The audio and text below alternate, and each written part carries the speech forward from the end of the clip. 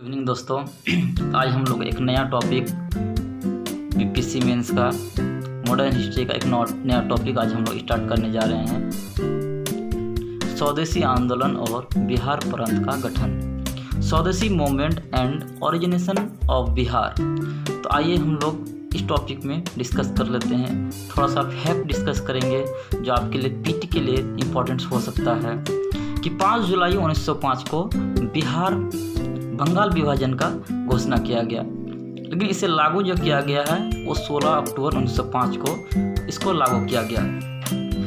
फिर एक फैक्ट, 1906 में इंडियन नेशनल कांग्रेस, भारतीय राष्ट्रीय कांग्रेस का कोलकाता में जो सेशन हुआ, जिसके प्रेसिडेंट दादा भाई नौरोजी थे। इसी सेशन में कांग्रेस ने स्वदेशी आंदोलन को स्वीकार किया। तो आइए पढ़ते हैं कि स्वदेशी आंदोलन क्या है। स्वदेशी आंदोलन से विदेशी उद्योग की समाप्ति होगी, अंग्रेजों की नौकरी छोड़ना। स्वदेशी आंदोलन एक क्षेत्र से शुरू होकर पूरे भारत में फैल गया। स्वदेशी आंदोलन में किसानों मजदूरों ने हिस्सा नहीं लिया, फिर भी यह लोकप्रिय हुआ। उग्रवादी, उदारवादी और रचनात्मक तीनों ने इस स्वदेशी आंदोलन में व्यापक रूप से भाग लिया। स्वदेशी आंदोलन के सिद्धांतों में धर्मनिरपेक्षता से धार्मिक पुनर्जागरण तक, संतुलित राजनीति से सुधारवाद तक और राजनीतिक उग्रवाद तक इसकी सीमा में था। वास्तव में विदेशी आंदोलन सभी राजनीतिक विचारधाराएं जनमानस का समर्थन पाने के लिए एक दूसरे से होड़ कर रहे थे। संतुलित राजनीति अर्थात उदारवादी, जिसका प्रतिनिधित्व सुरेंद्र नाथ बनर्जी, गोपाल गोखले कर रहे थे, इन्हीं अभी भी ब्रिटिश न्याय में आस्था थी और आंदोलन को बहुत आगे खींचने के पक्ष में नहीं थी। उदारवादी मार्ले ब्रिटेन में भारत मंत्री बनते हैं। इससे उदारवादियों की आशाएं और बढ़ जाती है। वर्तमान लड़ाकू मानसिकता के प्रति उदारवादियों का उत्साह इतना ज़्यादा था कि वह जल्द ही अपने लोकप्रियता को खो बैठे। सामाजिक सुधारवाद एक दूसरी प्रवृत्ति थी, जिसके प्रमुख प्रतिनिधि रविंद्रनाथ टैगोर, रामेंद्र सुनंदा त्रिवेदी, सतीश चंद्र मुखर्जी और प्रफुल्ल चंद्र घोष कर रहे थे। इसे रचनात्मक स्वदेशी के नाम से भी जाना जाता है। रचनात्मक स्वदेशी का उद्देश्य आत्म सहायता से आत्मनिर्भर होकर राष्ट्र को आत्मनिर्भर करना था। इसके लिए स्थानीय उद्यम, राष्ट्रीय शैक्षणिक प्रक्रिया पर बल दिया गया। इसके प्रचार एवं प्रसार के लिए सुधार समिति स्थापित करने पर बल दिया गया। राजनीतिक उग्रवाद एक तीसरी प्रवृत्ति के रूप में उभर कर आया, जिसकी अभिव्यक्ति न्यू इंडिया, वंदे भारत संध्या तथा युगांतर नामक पत्रिका से मिला। राजनीतिक उग्रवादी नेताओं ने स्वराज की स्थापना का नारा दिया तथा उसे प्राप्त करने की रास्तों को खोजा। वे जल्द ही इस निष्कर्ष पर पहुंच गए कि बहिष्कृति की नीति को ब्रिटिश वस्तुओं तथा शैक्षणिक संस्थाओं के दायरे से बढ़कर ब्रिटिश न्यायिक व्यवस्था तथा सेवाओं तक ले जाएंगे, अर्थात ब्रिटिश का निष्क्रिय विरोध करेंगे। अरविंद घोष ने इस योजना को आगे बढ़ाया कि ब्रिटिश दमन यदि हमारी सहनशीलता को पार कर जाएगी तो हम अंग्रेजों के साथ सशस्त्र संघर्ष करेंगे। जिस उत्साह से उग्रवादी ने स्वराज के मामले को सामने रखा और उसके प्राप्ति के लिए निष्क्रिय विरोध का सुझाव दिया, उसके सामने अन्य बातें मौन हो गई। इस कारण हमारे राष्ट्रीय नेताओं को 2 वर्ष के अंदर राष्ट्रवाद के विकास में असाधारण असफलता प्राप्त हुई। अब आते हैं हम लोग बिहार प्रांत का गठन, सैद्धांतिक और व्यावहारिक। इसमें है कि पृथक बिहार की मांग और क्रांतिकारी घटना, 2 चीज़ें हैं। 1908 बिहार कांग्रेस पार्टी का गठन, अनुशीलन समिति की गतिविधि बढ़ गई।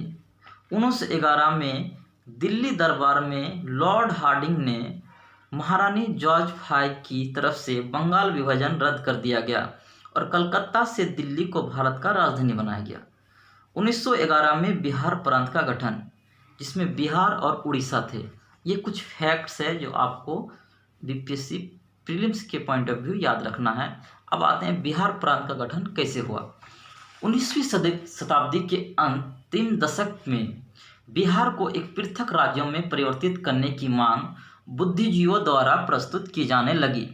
1894 ईस्वी में बिहार टाइम्स के संपादक महेश नारायण और उसके सहयोगियों सच्चिदानंद सिन्हा ने बिहार को पृथक प्रांत बनाने की मांग रखी। इसी वर्ष बिहार के उपराज्यपाल सर चार्ल्स इलियट को ज्ञापन दिया गया कि बिहार को पृथक प्रांत बनाया जाए, परंतु इसे स्वीकृति नहीं मिली। बिहार के पृथक्करण की मांग कई कारणों से थी। सबसे पहले मुगल काल तक बिहार एक अलग सूबा था। मुगल सत्ता के पतन के समय यह क्षेत्र बंगाल के नवाब के अधीन आ गया और ब्रिटिश शासन काल तक यह बंगाल से संबंधित रहा और इसलिए बिहार का अपना स्वतंत्र सांस्कृतिक पहचान रहा।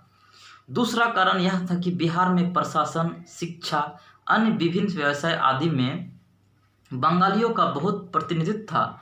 पाश्चात्य शिक्षा के विस्तार के फलस्वरूप बिहारवासी भी रोजगार के इन संभावनाओं में अपने हिस्से की प्राप्ति के लिए इच्छुक थे, इसलिए वे बंगाल की छाया से निकलना चाह रहे थे।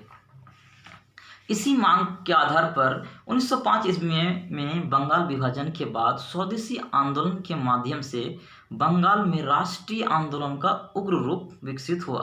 कांग्रेस ने भी जब उग्रवादियों नेताओं का प्रभाव बढ़ने लगे थे, स्वदेशी आंदोलन में जैसे जैसे जोर पकड़ा, बिहार में भी उसका प्रभाव बढ़ने लगा। इस आंदोलन में बिहार में दो स्तर पर राजनीतिक परिवर्तन लाने में योगदान दिया।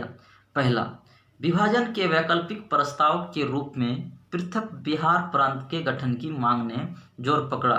दूसरा, इसके फलस्वरूप में बिहार में क्रांतिकारी राष्ट्रवाद का विकास प्रारंभ हुआ।